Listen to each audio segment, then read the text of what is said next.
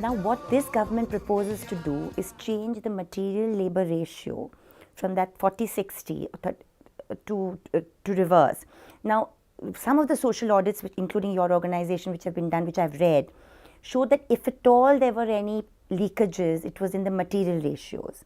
And you had, some Pajeros being bought, etc. And some.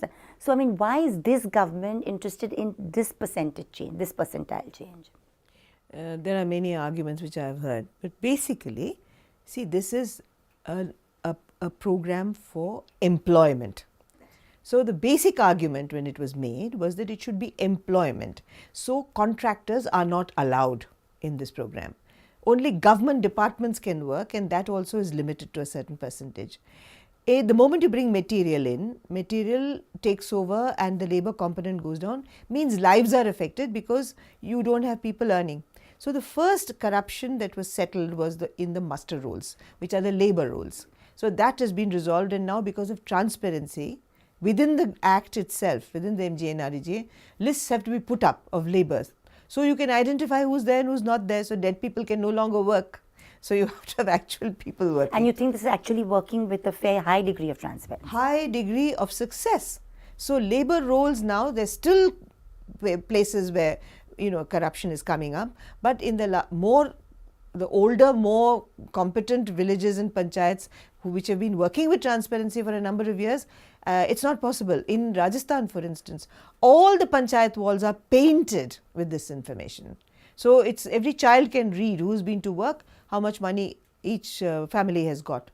But material, you see, the material is also now we are fighting for it to go up on the wall. It's gone up on the wall.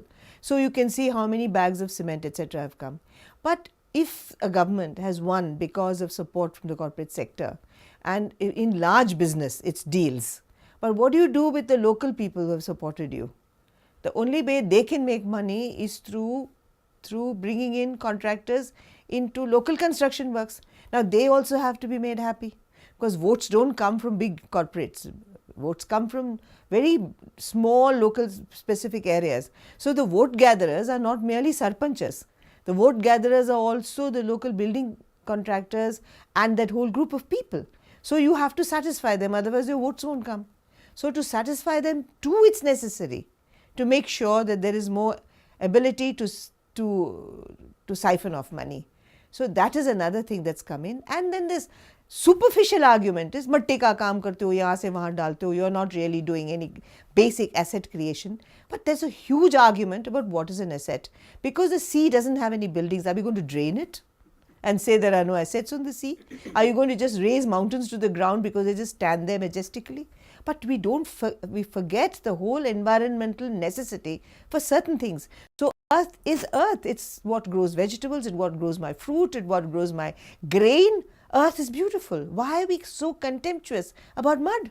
And the other thing is, in digging those ponds and digging those, old tankas and so on, which contained water, you are creating irrigation, and therefore one cropland has become two cropland. Is this not an asset? In Jharkhand, the dug wells, which have given real benefit to agriculture, are they not assets? They speak as if it is taking away from the rest of the country, when in fact it has been an input into many things. Contour bunding on people's individual, on Dalits and BPL farms have made them become more productive.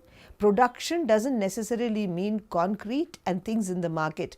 We are now really getting into a commodity mindset, and that mindset is dangerous for this country, and they feel MGNREGA is the most difficult thing to deal with, and they are attacking it because ostensibly the right-wing economists and middle class. Do you think the political opposition, convinced. I'm not talking about you, Yes. but do you think the political opposition in this country is strong enough to resist this change? It's begun. Yesterday, the CM of Tripura was in Jantar Mantar on a dharna to state that his state will not allow any tampering with the act. The West Bengal Assembly has passed a resolution in which there was only one objector, was the BJP member. For the rest, it was unanimously passed that they don't want any changes in the MGNREGA. in many other states like Karnataka, even Chhattisgarh, unofficially off the record, many people will say that MGNREG has been a crucial, critical factor in containing Maoism and reducing it at least in specific spots. Now, if you ask people, they tell you another story. But even Chhattisgarh is so.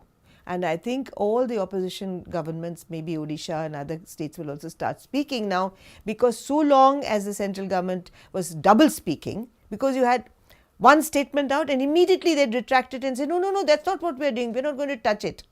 Like when we went and asked them, the whole campaigns went and asked them before at every public forum, and they said, no, we will not touch the MGNREGA, we'll only strengthen it. Strengthening for them is weakening it, reducing coverage, completely unacceptable. And let's understand that this is not just campaigns and movements, nor is it even governments. It's many crores of Indians who work, and their lives are affected, they will rise. You're sure of that? Absolutely rise. One small story as an example, we are now going to come on the 2nd of December in very large numbers to Jantar Mantar. In 6 panchayats or 7 panchayats in the areas of Bhilwara and Rajsamand, the MKSS has been collecting money for transportation because we don't pay anybody to come.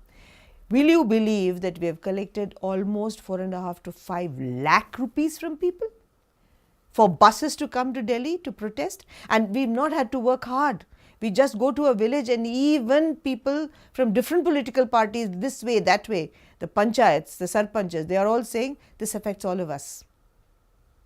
So there is this huge protest, and it will tell the government that this is not just political parties, it's not activists, it's not campaigns, it's the people who, for the first time in this country, the rural people who have been invisible, and the rural poor who have been further invisible, and the rural wage worker with whose blood modern India has been constructed, will not let this pass.